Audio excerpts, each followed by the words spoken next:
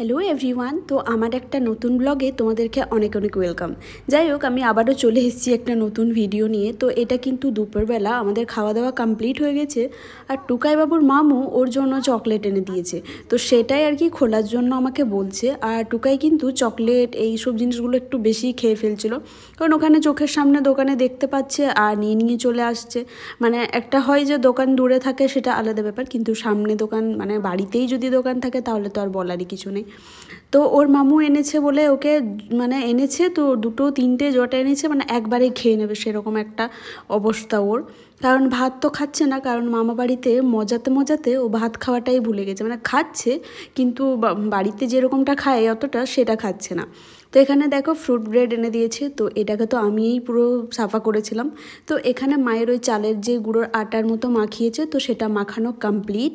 আর আজকের ব্লগটা আমার কাছে খুব ইন্টারেস্টিং, তার কারণ হচ্ছে আজকে 7 বছর পরে আমি ওই যে শিম পিঠে বা হিসেল পিঠে যাই বলবে সেটা খাবো। তো এই হিসেল পিঠে খাওয়ার জন্যই আমি বিশেষ করে এসেছি। আমার অ্যাসাইনমেন্টটা তো অন্য কেউ সাবমিট করে দিলেও হতো, কিন্তু এই পিঠেটা বাপু ছাড়া চলবে না, সেজন্যই আমি চলে এসেছি। তো এখানে মা পিঠে বানানোর জন্য উনুন ধরিয়ে নিচ্ছে, আর এই পিঠেটা কিন্তু উনুনের সব থেকে বেশি টেস্টি হয়। ওভেনে বা কোনো রকম কিছুতে কিন্তু সেরকম ভালো খেতে লাগবে না, যেটা উনুন থেকে এই পিঠেটা যেটা টেস্টি হয় সেটা সবাই জানো। আর এটা কিন্তু পিঠেটা মকর সংক্রান্তির দিন থেকে স্টার্ট হয়, আর এটা কিন্তু আমাদের সরস্বতী পুজোর আগে অবধি মানে চলবে, সরস্বতী পুজোর দিন অবধি। তো এই হাঁড়িটাতে করেই কিন্তু মা পিঠে করেছে 3বার। তো আমাদের ওখানে একটা বিয়ে ছিল, তো সেটা আর কি বটতলা যাচ্ছে, তো চলো একটু তোমরাও দেখে নাও।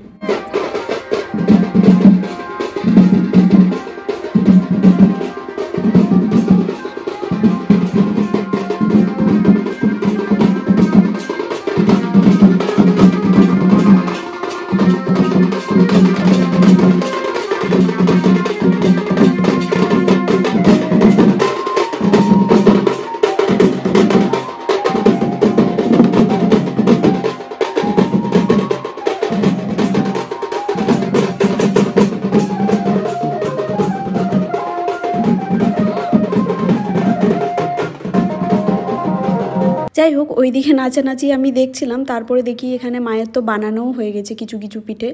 তো এটা কিন্তু ওই চাছিটা দিয়ে খোয়া ক্ষীর যেটা হয় সেটা দিয়ে মা বানিয়েছে। আর এই পিঠেটা আজকে আমি 7 বছর পরে খাচ্ছি, তার কারণ প্রতি বছর কেউ না কেউ আমাদের বাড়িতে মানে মারা যায়, অছুত হয়, এই জন্যই আর কি এই পিঠেটা বানানো হয় না। তো ওই জন্যই এটা 7 বছর পরে সুযোগ পেয়েছে পিঠেটা বানানো। তো সেটা এই বছর যদি আমি না খেতে পাই, তারপর আবার কার কি কখন কি হয়ে যায় সে তো আর বলা যায় না, তখন আবার খেতে পাবো না। আর আমরা দেখেছি আমাদের বাড়িতে একবার যদি মানে একবার যখন কারো কিছু হয়, পরপর 3 বছর 4 বছর ওরকম কন্টিনিউ চলতেই থাকে আর কি।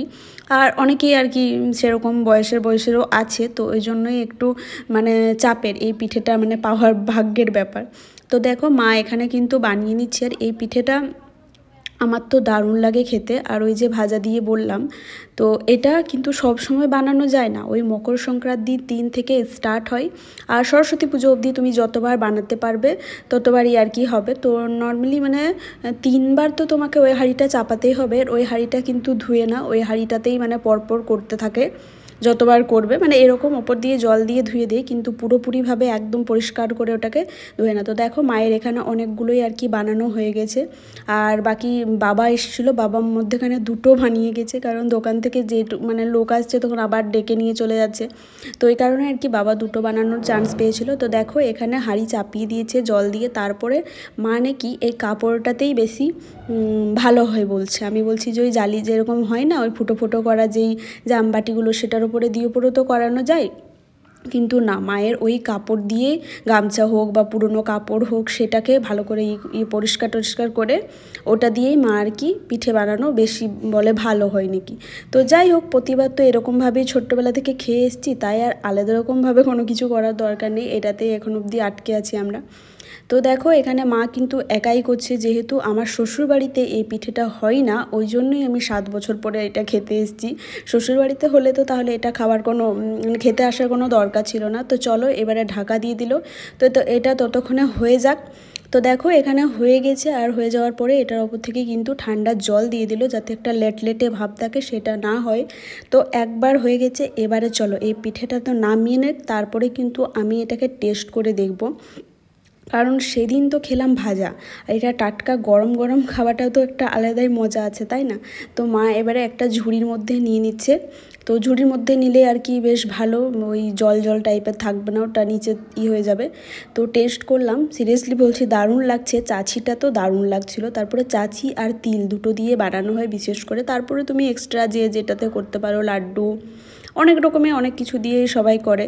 তারপরে খেয়ে দিয়ে চলে গেলাম জেঠিমার বাড়ি। তো আজকে দেখছি জেঠিমারাও বানাচ্ছে। তো শঙ্করদা এখানে বানাতে বসেছে, আর আমাদের বাড়িতে তো আমার ভাইয়ের পাত্তা নেই, ও ছোট্টবেলায় এসবগুলো করতো, কিন্তু এখন আর সেরকমভাবে করে না। তো এখানে শঙ্করদা বলছে দেখ আমি কি সুন্দরভাবে করছি, পিঠেটা বানাচ্ছি কি সুন্দরভাবে। তো এই পিঠেটা আজকে আমার মা জেঠিমা এরা বিদায় দিয়ে দেবে, মানে এরপরে হাঁড়ি তাড়ি পরিষ্কার করে দেবে, আর বানাবে না। কারণ ওদের মানে 3-4বার 5বার বানানো হয়ে গেছে। আর এই পিঠেটা বানানো তো নয় বাবা, প্রচুর ঝামেলা, সেটা তো দেখলাম। কারণ একজন হেল্প করার থাকলে ঠিক আছে, আর একটা মানুষকে যদি একাই করতে হয় তাহলে কিন্তু খুব চাপের। তো দেখো এখানে জেঠিমাও কিন্তু সেম ওই কাপড় দিয়েই করছে, জেঠিমারও সে একই কথা। তো যাই হোক, কাপড়েরটাতে হয়তো মনে হচ্ছে বেশি টেস্টি হয়। তো দেখো মানে জেঠিমারও কিন্তু এক ঝুলি পিঠে হয়ে গেছে, এবারে নামিয়ে দিয়েছে। আর সবাই এবারে না বেশ বড় বড় করে দিয়েছে, মানে এটা থেকে ছুটি পেলেই বাঁচি। মানে 7 বছর হয়নি তো ওদের কোনো আফসোস নেই। এটা খেয়েই কিন্তু আমি কালকে বাড়ি চলে যাব। আর দেখো এখানে রাত্রেবেলায় খাওয়া দাওয়া করে আমরা আগুন জ্বালিয়েছি। তো দেখা হচ্ছে তোমাদের সাথে পরের ভিডিওতে। গুড নাইট, ভালো থেকো, সুস্থ থেকো। আর কে কে এই পিঠে খেলে কমেন্টে কিন্তু অবশ্যই জানাবে। টাটা।